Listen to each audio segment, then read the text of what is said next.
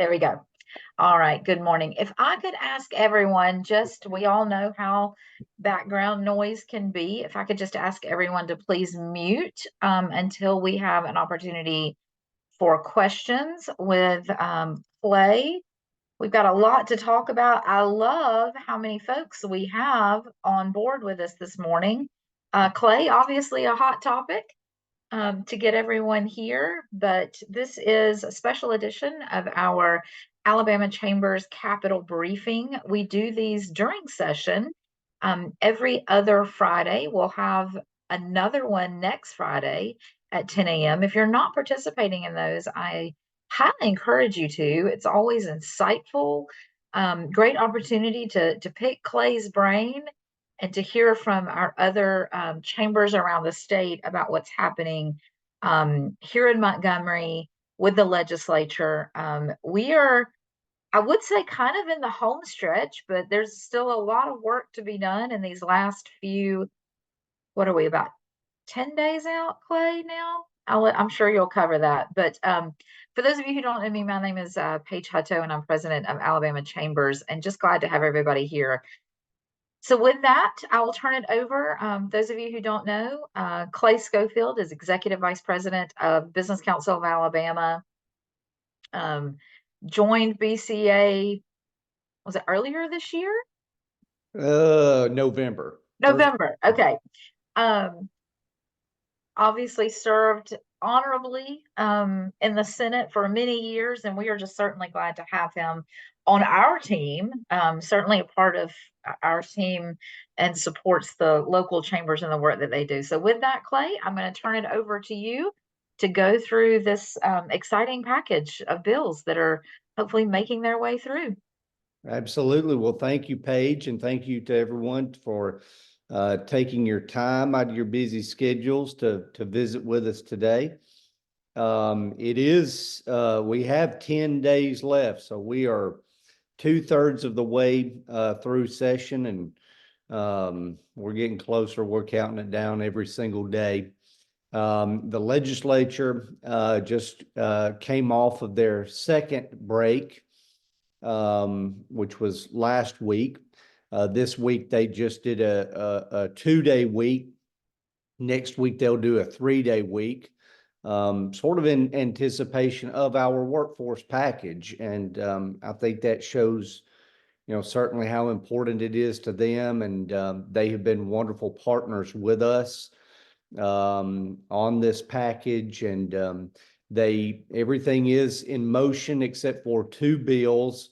The 2 tax credit bills have been held temporarily, we hope, the child care tax credit and the housing tax credit.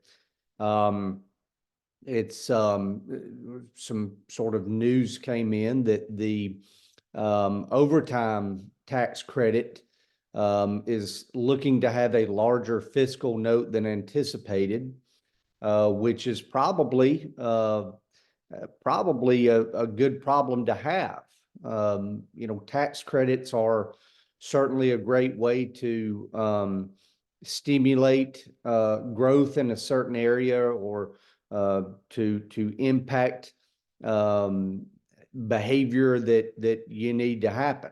And that was certainly the case behind the overtime exemption. It wasn't a credit, it was an exemption. Was to stimulate more labor. And obviously, if the numbers are coming in greater than they thought, then it is working, right? So we are actually trying to think of ways that we can quantify that. How much has that impacted people working more hours, longer hours?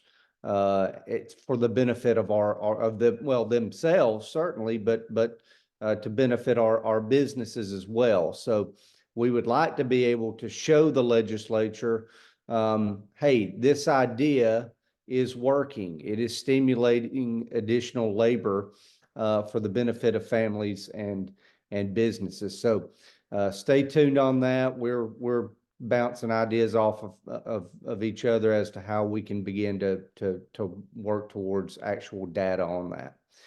So you probably saw week before last, we held a press conference. BCA held a very well attended press conference with the governor, the lieutenant governor, and leadership of the Senate and the House.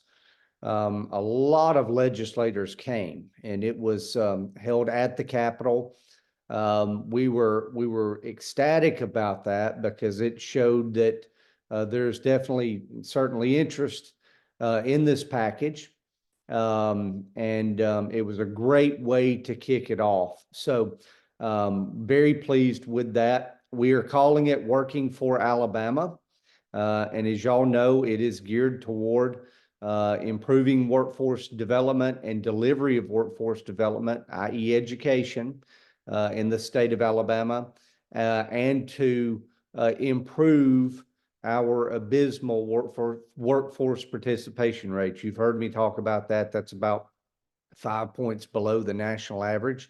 That's simply something that we need to begin to target in ways to improve that. And this package is certainly geared toward that. So the big one, not that any are bigger than the others, but the Workforce Transformation Act, that is sponsored by Senator Livingston in the Senate and Representative Garrett in the House, who is actually Senator Livingston is the majority leader, my former job in the Senate, and Representative Garrett is chair of the Education Trust Fund in the House. So two really strong sponsors. Really all our sponsors are very strong. The Workforce Transformation Act, as y'all know, there's a lot of different silos. Y'all have heard me kind of talk about this. When it comes to workforce development, there's a lot of different entities, a lot of different groups that are in the workforce development business. But no one is really in charge, and no one is really coordinating those efforts. We believe that that's not working anymore. Business needs to know who's in charge. They need to know where to go to get resources and to get education for their employees, and the public needs to know where to go. So this bill will transform the Alabama Department of Labor, we're not increasing the size and scope of government. We're actually decreasing the size and scope of government. We're bringing everything together under one agency, one department that's already existing, sort of retooling it a little bit. And then we will have a secretary of workforce development that gets up every single day and discuss and works towards improving workforce development and delivery in the state. Now, obviously, as y'all can imagine, we believe we know that this will, through an economy of scale, reduce the amount of overhead that is being spent on workforce development. That could be state or federal funds, and actually get those funds to delivery, get them out in the field and into programs that are going to generate a well-qualified workforce. So that one's a big one. We really think that one is sort of the beginning of a sea change in workforce development in Alabama. And I firmly believe that there will be a lot more to come in the future based off just that one creation, that one bill. That one is going to be a fun one to watch, to see what is generated in the state moving forward when it comes to our workforce. So the next is the Workforce Pathways Act. That is carried by Senator Chastain from the Wiregrass and Representative Lawrence from west of Montgomery. So two other really great sponsors. that's going to actually create a K-12 diploma for work, for CTE training. It'll also help reinvest or promote reinvesting in our CTE programs and centers around the state. So this will actually, hopefully keep students in school, get out of high school with some sort of credential. We all hear the buzzwords that not every student goes to college, and that's absolutely true, but we definitely want them to come out of high school with some sort of certification, some sort of training, and this will provide them with other opportunities to do so. The other is the Alabama Growth Alliance. Now, this one is sponsored by the Pro Tem of the Senate, Senator Reed, and Representative Shedd in the House. This will actually create a public-private partnership moving forward when it comes to our long-term and short-term strategies for economic development and, and workforce development in the state. So this is another one of those that I believe a tremendous amount will come from this public-private partnership. This essentially, y'all, puts business at the table when it comes to planning our long-term and short-term strategies. We really believe that this is extremely important moving forward when it comes to our incentives, potentially in the future infrastructure, just different strategies for the economic future of our state. You will begin to see business and the government sector working together to plan out that strategy moving forward. We think that this is a very innovative approach, and we're very excited about it. Another couple of bills that just made it out of Senate committee yesterday that are sponsored by Minority Leader Singleton in the House and Representative Lomax in the Senate. This is actually two bills. One of them is sort of the statutory bill. The other is a constitutional amendment that will create or allow innovation districts to be created in the state. So think about this kind of like cooperative districts or industrial development boards. It would allow these districts to be created in local areas. They would have bonding authority and to begin to recruit certain type of sort of more innovative companies, sort of diversified, maybe biotech, maybe higher tech type companies that would give the locals the ability to have some skin in the game to recruit those areas. We think that this is could potentially be big for some rural areas, some smaller towns, and give them another tool in their toolbox. That bill has been substituted. We believe improved. There may be another sub coming to hopefully provide some improvements there. So stay tuned on that.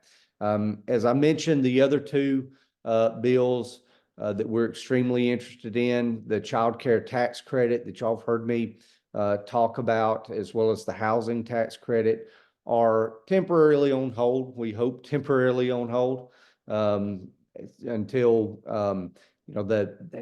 some of the members would like to see a cap put on the overtime exemption, just sort of as a safety measure.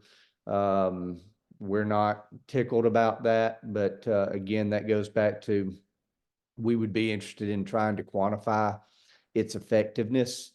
So those two bills, we are still hopeful of. We're certainly not gonna give up on them. We're gonna work with the legislature to get their comfort level, or at least some of the members who do write the budgets, get their comfort level back up. So with that, that's the package. That's the much anticipated package that we are very proud of and very hopeful of, and believe that it will certainly move the needle moving forward. So kind of in the last days, a few of the things that are still outstanding is, of course, both budgets. The House starts the education budget this year, and the general fund budget starts in the Senate. So those bills will be up over the next few weeks. They'll send them to each other.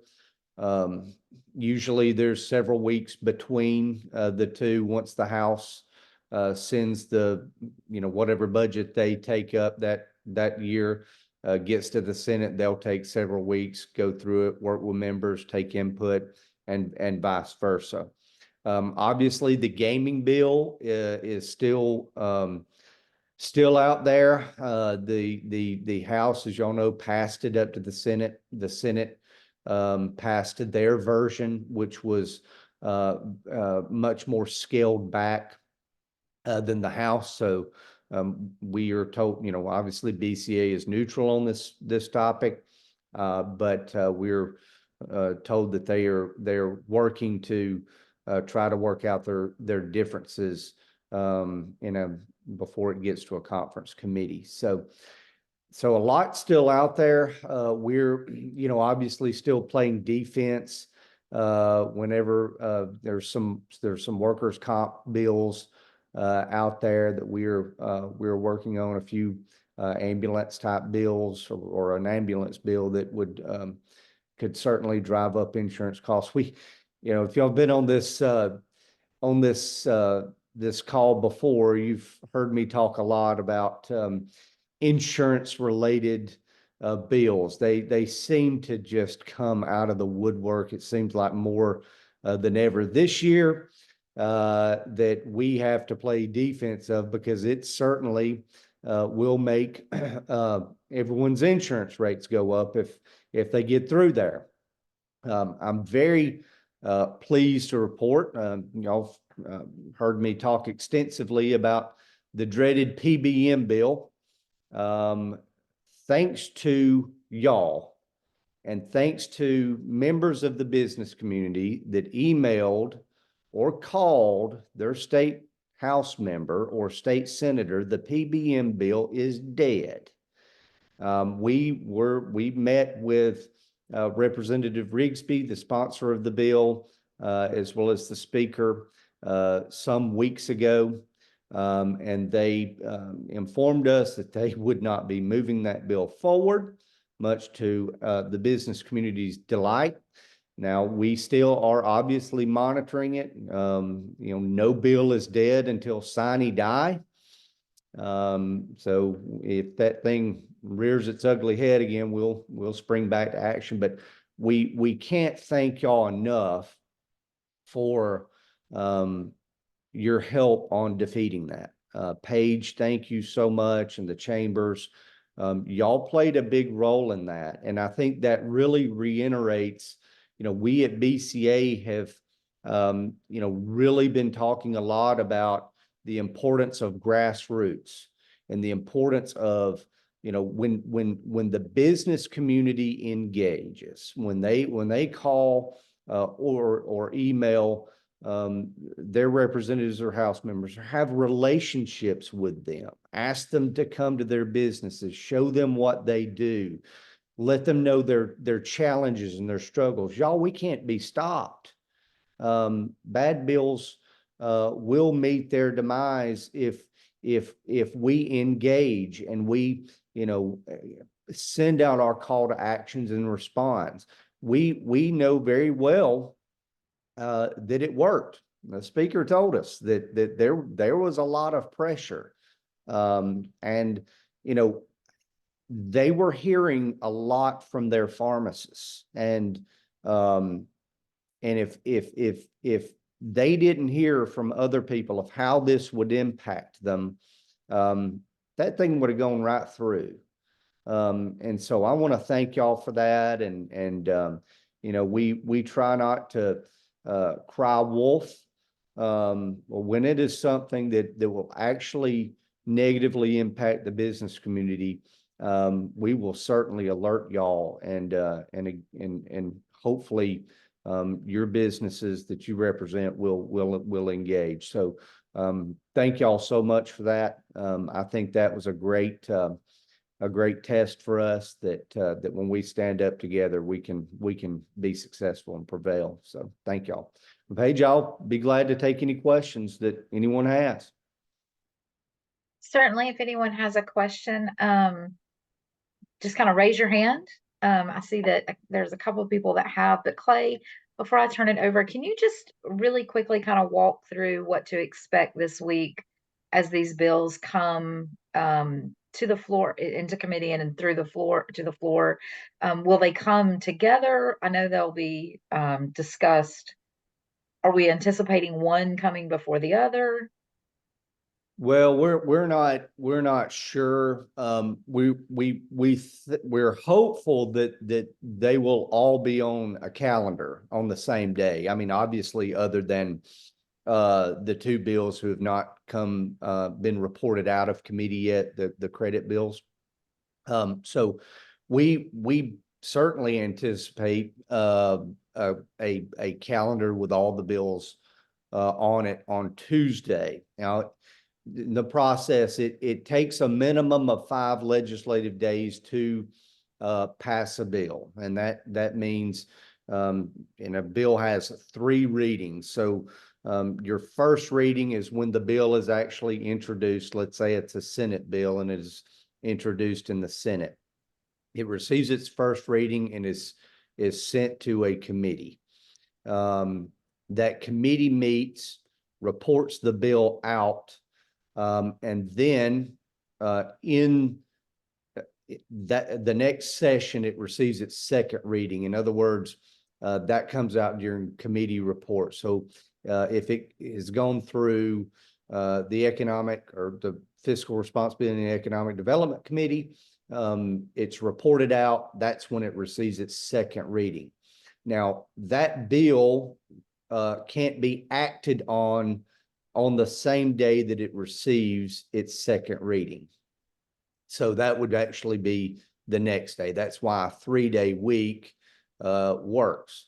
And so it can receive its second reading that day and then acted upon the next day and is sent to the opposite house.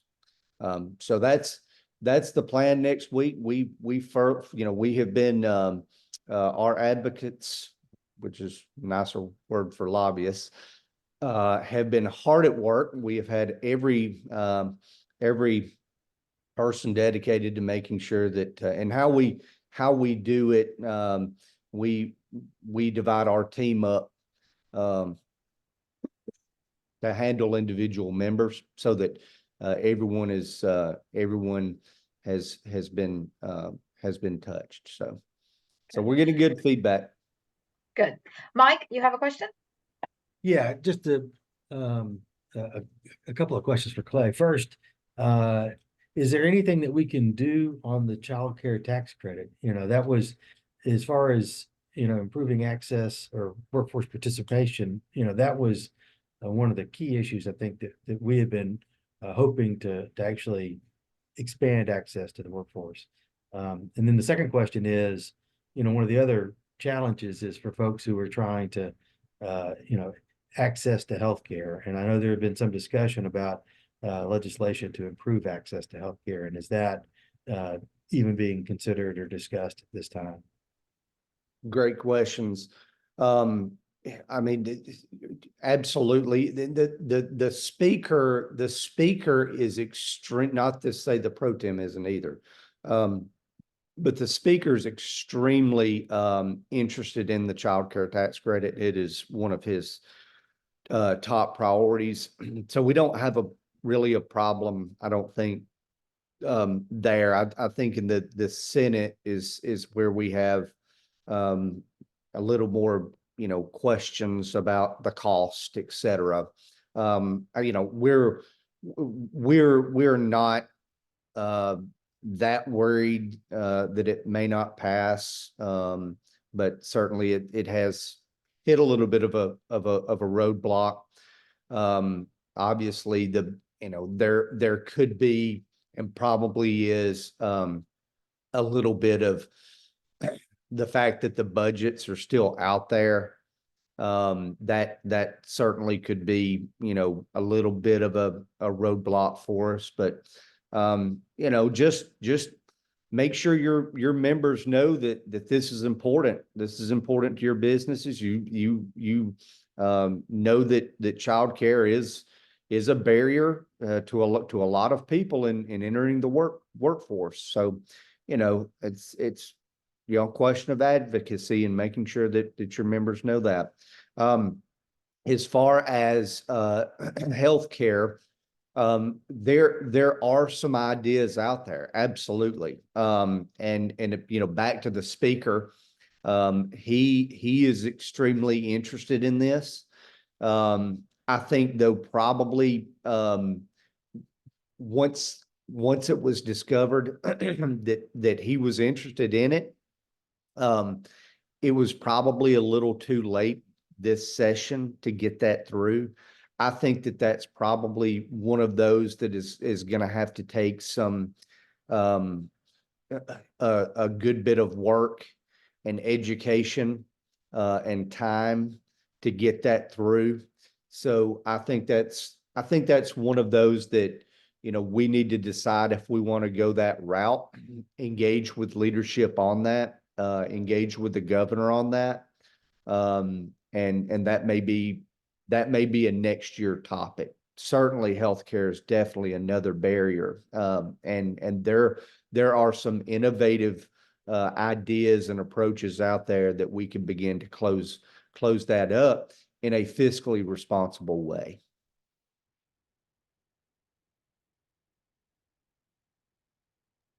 Good. Thank you, Clay. Anyone else have questions? Yes, go ahead. Self off mute here. Clay, first, I want to say thank you for everything that ABC is doing around workforce development. I mean, it's a big positive, especially with the chamber. I know a bill did come out of committee, and I appreciate your response back to me when I was asking you, because I was up there, SB 231, that's dealing with the whole process from, the right for union to either have a card vote or an open vote or what would be more of a silent vote, but it really ties into economic development and really ties into the need for workforce development, right? Which is, as this bill goes forward, and if a company decides to do an open vote, it pulls away incentives from them to grow. So since it's come out of committee and now it's probably going to go to the full Senate, and then and I know that there was a lot of comments. I listened to the actual hearing and public hearing, and there was a lot of pros and cons on it. But have y'all thought a little bit more about ABC and where your view is on this? Well, we have reached out. We have been proactive and reached out to some of our members that we thought may have an issue with it, because they may have some union in their business. We have yet to receive any company member who is opposed to it. Now it's important to note that it is not retroactive. I think it starts in 2025, and I'm guessing really the reason why is they don't do it anyway. In other words, they don't really jump up and down to help the union unionize their shop. Right. I also think it possibly, and this is a theory, possibly gives companies some cover, maybe that are, some companies who are headquartered in Europe, for example. It's a different situation. Europe doesn't want them, and I'm not targeting any certain company or thinking of any certain company, but Europe headquarters usually allows them to be hands off when it comes to the union. And so I think potentially this could maybe give them cover, give them support locally to say, hey, we can't help them. We have to have a secret ballot. And more than likely they are secret ballots. There was an article earlier that what was interesting was one of the OEMs, automotive OEMs that the UAW is trying to get into. In the article, it said, made sure it mentioned those secret ballot and all that. So I do think it has kind of got their attention, and they're probably being a little more careful, hopefully, in this UAW push, of which you've heard me speak of. We're running Alabama strong to counter them. So we haven't had any opposition so far. Any one of our members pop up and say, we have an issue. So I guess we'll just see. I hope it's not one of those. It was always the worst when you would have, when I served in the Senate, you would have a bill and you're trying to decide on, I'm going to vote on it. You don't hear from anyone whatsoever. And then that joker passes and you vote on it, and all of a sudden they call you mad. And that happened a lot, which again goes back to why we all need to engage with our members to make sure that they know that we are for or against, because you can't do anything after it's passed. Yep. Thank you. Like Paige, we have I have a question, Paige. I'm sorry, I couldn't raise my hand. Oh, Uh, go ahead, in the Jacob, and car. then we'll go to Daryl. I'm sorry. You're good. Go, Jacob. On the Transformation Act, or that part of the bill on the workforce side, what are we thinking that's going to do with the regional workforce councils and career centers and the current, I guess, workforce infrastructure that the state currently has set up? Probably not much on the front end. I think it will allow more oversight there in the future. Just make sure that everything is working, and make sure that delivery is working, is efficient. If money and funds are being spent wisely, I can't tell you that down the road, and there's no master plan to eliminate anything, or it's to just get us started to begin to take a look at delivery. So I don't think anything immediately, unless something changes in the legislation. You never know with amendments and things like that, but I wouldn't think a whole lot of change there. I appreciate it. Thank you very much. Yes, sir. Thank you, Jacob. Daryl? Hi, Clay. Thank you for this update. It's been very helpful for me. I know there was a push to really pass the SSBCI program so we could get some funding for that program, but I haven't heard anything else about it, and it wasn't in your update. And the State Small Business Credit Initiative, of course, for those that don't know. So is there any news or update on where they stand on funding the SSBCI program? I actually don't have an answer for you, but I can get it. I can get one. I don't know. Daryl, for those of us who don't speak, what is SSBCI? State Small Business Credit Initiative, and it's a fund. Actually, it was put under the Innovate Alabama group commission, and they actually provide that funding for small businesses to help them, go to the next level. One of the things that's really good about this program, well, one is it's not a collateral-based program. You don't have to have collateral to get this loan, and it's a low-interest loan as well. So it's very helpful for us to really offer that to small businesses in this area. But I know that they were going to fund it, but I never heard anything else about what happened to the funding. Yeah, there were discussions early on because the pro tem wanted some sort of rural component in this package. And so really, really tried to identify something. I mean, although we think that most of this will help every part of Alabama, but something that could really kind of hone in on that. And that one was actually discussed. But I don't know, I wasn't involved in that. I don't really know, Daryl, what came of that or why that didn't make it. I'm not sure, but we'll get you something on that as to what happened with that Great, thank you. or where it is. You're welcome. Thank you, Clay. That is perfect reason why we do these calls.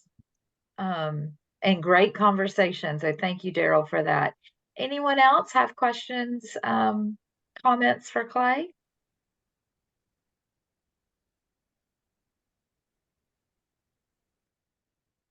Anybody? I guess I have one question. I was looking at the Workforce Transformation Act, and everything, it looks like everything from, commerce that's workforce related will be kind of compiled under the new Department of Workforce now, with the exception of AIDT. What's kind of the reasoning behind the AIDT piece staying in commerce versus moving over? Because that joker works like a top. It works really well. It is a very, very effective program. And it is a program that, it's kind of part of an incentive. So we just think that right now needs to stay where it is because commerce does a fantastic job with that. And that is, as I mentioned, a direct tool that can be used in recruiting companies either to come to this state or to expand. So as of right now, it makes sense for AIDT to stay at Commerce. We've been very careful with this. A lot of thought has been put into this to certainly streamline, improve, but also have a mind towards if it's not broke, don't fix it. So that's a good question, and we just think that one right now certainly because of the way that it is used to incentivize makes sense to stay with our friends at Commerce. Great question, Sam. Thank you for that. And hopefully everyone has seen this package. And we'll try to link it to the recap. It has a great summary of how we got here, all of the package, and then the bills. So we'll link to that PDF in our recap if you haven't seen that. Great. Thank you, Paige. Thank you, Clay. All right. Any other questions? Paige, I just have a quick question about that. I think Kirk Manser got the email, or it may have been Jordan Powell. If you could email me, that would be great. It's just the same as theirs, but Cami, CAMI at shelbychamber.com. That would be great. I would love to have that.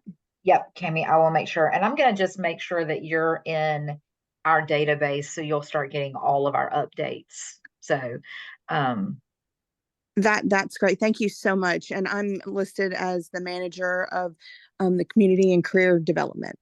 Perfect. Thank you. And Clay, I just want to say, kind of on behalf of all the chambers, not just those represented, we have a number of chambers that have always been at the table with workforce. Some leading nationally. I see Donnie Jones on here, and I can't help but but recognize him, just recognize nationally for the role that they're playing in workforce. But we have a lot of chambers that I'm seeing now are hiring staff around career development, workforce development. I know Jacob, I don't want to speak for him over there in Alex City, but has just posted. I don't know if he's hired yet. Opelika is doing the same in this space. So I hope that you in your conversations with the legislators will be sure to note that our chambers need to be at the table, because they are the connectors in our communities, and they're putting their dollars in this, and staff and initiatives. So and of course Daryl and the team down there in Mobile, but I would be remiss in not just mentioning that. Absolutely. And that reinforces what we're trying to do on the state level, that business needs to be at the table. And that to me just reiterates it, why we really believe in this public-private partnership between government and business and industry. Good. All right. Well, I am thrilled on this Friday to have all of you that have joined us. This is probably our largest attendance that we've had, and I hope that we will continue it. I'm going to shoot for even more next week, because I know next Friday, well, hey, Travis, we will have an update, a great update, we hope, next Friday on how this package has moved here in Montgomery next week. So with that, again, our sincerest thanks, Clay, for all of your insight to this, and honestly, your accessibility. You're always there whenever we need you, and we appreciate that. And I see Shannon was on here. Hey, Shannon, our liaison there at BCA. So thank you again to all of our chambers. I have to say, if it's not too late, if you've not signed up to join us in Florence for our executive leadership conference, Caitlin, Sam, Alyssa, and the whole team there are planning a great 3 days. So please do that. If you've not signed up, you can do that at our website. And we will see everyone again next Friday. It will be at 10 o'clock, our normal time. Apologize for the confusion. Anytime you change my routine, I get a little confused, but next week we will be at 10 o'clock here again. So everybody have a great weekend, and we'll see you soon. Thank y'all. Thanks.